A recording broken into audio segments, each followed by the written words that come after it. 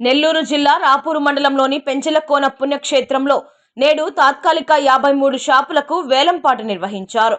ఈ వేలంపాటలో వ్యాపారస్తులు 3000 రూపాయల రిజిస్ట్రేషన్ ఫీజు చెల్లించి వేలంపాటలో పాల్గొని షాపులను దక్కించుకున్నారు.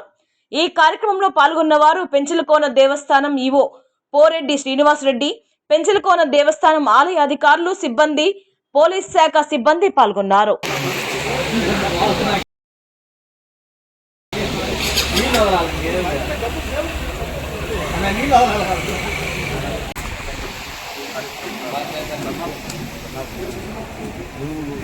కొద్ది క్షణంలో తాత్కాలికంగా బహిరంగ వేలంపాట జరుగుతున్నది.